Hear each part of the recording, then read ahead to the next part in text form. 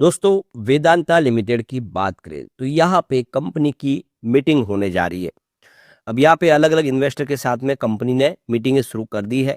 Date हमारे सामने आ चुकी है। अब वेदांता में बहुत कुछ हो रहा है, जैसे कि आपको पता ही होगा। वेदांता का डी मर्जर फाइनल स्टेज में पहुंच चुका है। जल्द ही ये डी मर्जर कंप्लीट होगा और निवेशकों को बहुत सारा फायदा होगा, क्योंकि जिनके पास एक शेयर है उनको एक्स्ट्रा 4 शेयर कंपनी के मिलने जा रहे हैं। यानी आपके पास टोटल 5 शेयर होंगे। हर कंपनी में आपको निवेश का मौका मिलेगा। दूसरी तरफ डिविडेंड की संभावना बन रही है कि इस साल 40 रुपीज का डिविडेंड मिल सकता है, ऐसी संभावना बन रही है, एक्सपर्ट का कहना है। इसके अलावा वेदांता ने कुछ और बड़े फैसले किए, जिसको इस वीडियो के माध्यम से समझेंगे।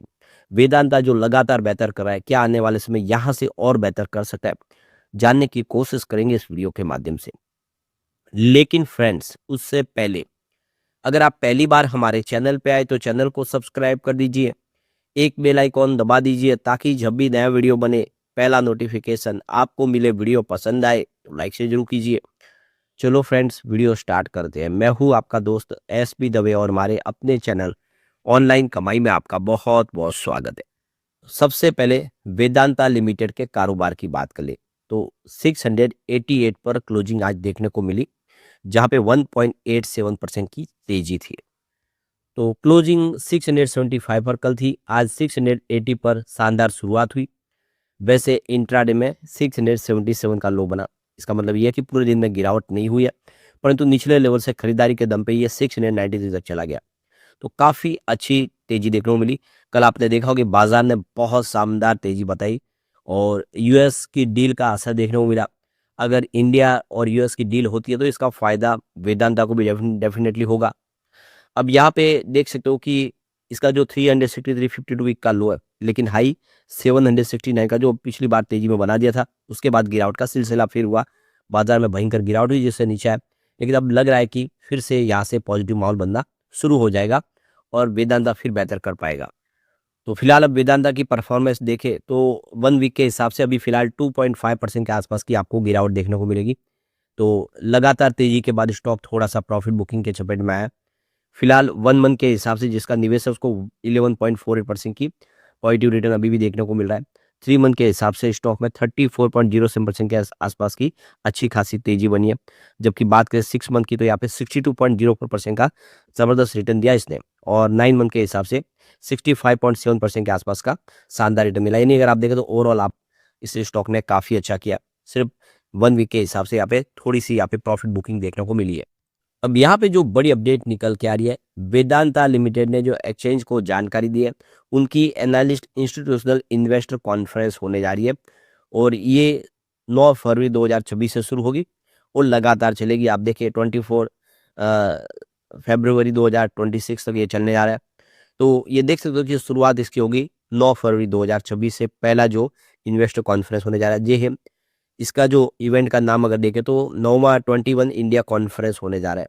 और आप देख सकते हो ये 1-to-1 और ग्रुप मीटिंग दोनों ही होगी, और ये मीटिंग जो होगी मुंबई के अंदर होगी। सेकेंड जो मीटिंग होगी आप देख सकते हो ये 10 फरवरी 2026 को होने जा रही है।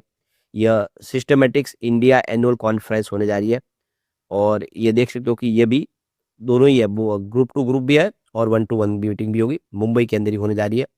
उसके बाद होगी 11 फरवरी 2026 को फिर से, नहीं लगातार 3 दिन मीटिंग का दौर चलेगा। और तीसरे दिन axis capital India advertise conference है ये। तो ये देख सकते हो कि 3 कॉन्फ्रेंस लगातार 9, 10 और 11 को होने जा रही है। उसके बाद थोड़ा सा गैप, फिर वापस 18 फरवरी 2026 को नया एक इवेंट होगा, और ये होगा दौलत capital corporate conference decoding growth strategy. तो ये देख सकते हो कि 18 फरवरी को होने जा रही है। ये भी मुंबई में होगी, 1-to-1 और ग्रुप मीटिंग होगी। उसके बाद में अंतिम जो इनकी इंस्टीट्यूशनल इन्वेस्टर कॉन्फ्रेंस होने जा रही है वो है 24 फरवरी 2026 को, और ये कोटक चेसिंग ग्रोथ कॉन्फ्रेंस होने जा रही है। तो बहुत सारी मीटिंगें हो रही है और बहुत सारे इन्वेस्टर के साथ में वेदांता बातचीत करने जा रहा है। मतलब अब तैयारी बहुत ज़्यादा हो चुकी है। आप समझ सकते हो कि वेदांता तेजी से फैसले ले रहे हैं। वैसे यहाँ पे वेदांता के प्रमोटर अनिल अग्रवाल ने भी बड़ा फैसला किया। वो अपनी टोटल जमा पूंजी का 75% दान कर देंगे। उनके एक जवान बेटे की मौत के बाद उनको बड़ा सदमा भी लगा, और उनके बेटे की भी हार्दिक इच्छा थी कि लोगों का भला किया जाए। तो लोगों के वेलफेयर के लिए अब अपनी जो भी जमा पूंजी है, जो संपत्ति है, उसका 75% वो दान करेंगे, जिसमें लोगों के एजुकेशन के लिए, उनके रहन-सहन के लिए, उनके हेल्थ के लिए खर्च किया जाएगा। तो ये आप समझ सकते हो एक बहुत शानदार फैसला किया गया है। इसी तरह से अगर बड़े-बड़े कॉर्पोरेट हाउस फैसला करें तो देश से गरीबी काफ़ी कम हो सकती है। अब यहाँ पे जो बड़ी अपडेट निकल के आ रही है, वेदांता लिमिटेड ने जो है जानकारी दी है, उनका कहना है कि यहाँ पे जो शेयर है फिनसाइडर इंटरनेशनल कंपनी लिमिटेड के जो सब्सिडीज कंपनी है वीएचएमएलआई की, उसके जो शेयर थे वो सारे के सारे रिलीज कर दिए गए हैं। क्योंकि आप देखिए जो शेयर रखे गए थे, वो जो पेमेंट लिया गया था, उस पेमेंट का पूरा रीपेमेंट कर दिया गया है।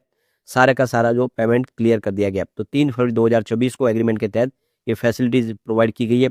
तो ये देख सकते हो कि यहाँ पे इनकी तरफ से जो ये मॉरिशस के अंदर इनकी फर्म है, तो वहाँ पे इनके जो शेयर जो रखे गए थे, वो सारे के सारे रिलीज़ कर दिए गए हैं, क्योंकि पेमेंट सारा हो चुका है। तो ये जो एग्रीमेंट किया गया था, देख सकते हो कि 7 फरवरी 2024 को, जिसमें ये देख रहे हो कि जो शेयर है वो रखे गए थे फिनसाइड इंटरनेशनल कंपनी लिमिटेड के जो सब्सिडीज है वीएचएमएलआई के, और उस शेयरों का जो सारा पेमेंट था वो बकाया चुका दिया गया। तो ये जो फैसिलिटीज एग्रीमेंट है, देखो 13 दिसंबर 2023 को किया गया था, उसको अमेंडमेंट किया गया था 25 जनवरी 2024 को, जिसमें आप देख सकते हो कि यहाँ पे जो लैंडर्स है Vedanta research instrument investment limited यानी VRIL, और वेदांता होल्डिंग्स मॉरिशस लिमिटेड यानी VHMLI, जो यहाँ पे देख सकते हो कि मेडिसन पैसिफिक ट्रस्ट लिमिटेड के साथ में इन्होंने ये जो एग्रीमेंट किया था, उसके तहत जो भी जो शेयर थे टेक ओवर के थे, उसको अब रिलीज कर दिया गया है, क्योंकि सारा का सारा जो बकाया है उसको चुका दिया गया है। अब वेदांता लिमिटेड डीमर्जर के अंतिम पड़ाव पे पहुंच चुके हैं। कंपनी 5 हिस्सों में बंटने जा रही है। पहली कंपनी वेदांता लिमिटेड है, जिसमें आप देखें हिंदुस्तान जिंक का जो बिजनेस है वो भी साथ में रहेगा, और कॉपर का जो बिजनेस है, ये सारे बिजनेस जो होंगे ये वेदांता लिमिटेड के अंदर होंगे। हिंदुस्तान जिंक भी ऑलरेडी देखो तो काफ़ी बड़ी कंपनी है, इंडिया की मेटल सेक्टर की सबसे बड़ी कंपनी है। अब वो वेदांता लिमिटेड के अंडर में ही रहेगी। उसके बाद में वेदांता एल्यूमिनियम दूसरी कंपनी बनेगी, जिसमें आप देखें एल्यूमिनियम का जो बिजनेस होगा। इसके अलावा जो बाल्को और जसागुड़ा जो कंपनी इनकी है वो भी इसके अंडर में आ जाएगी। इसके अलावा वेदांता पावर की तीसरी कंपनी बनेगी, जिसमें तलवांडी साबो पावर प्लांट है, वो कंपनी, और वेदांता की दूसरी पावर जो सारी कंपनी है वो इसके अंडर में आ जाएगी।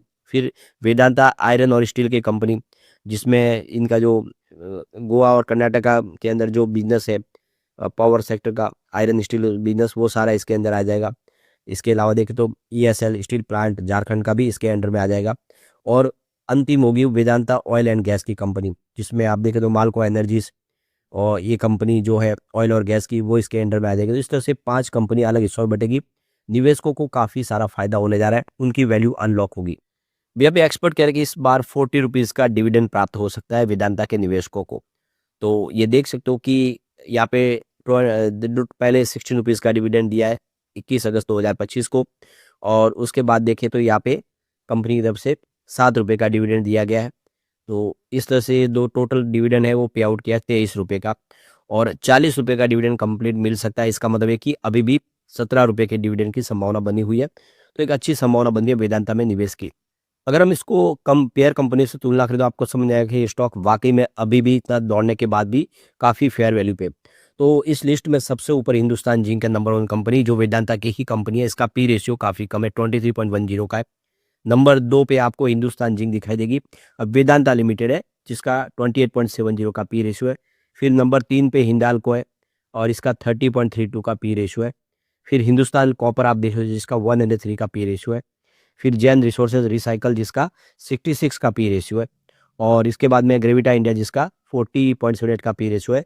और पॉन्डी ऑक्साइड का यहाँ पे 34.03 का पी रेशियो। तो आप क्लियरली समझ सकते हो कि जो फेयर वैल्यू दोनों हिंदुस्तान जिंक और वेदांता दोनों की है, और दोनों आने वाले समय काफ़ी बेहतर कर सकते हैं।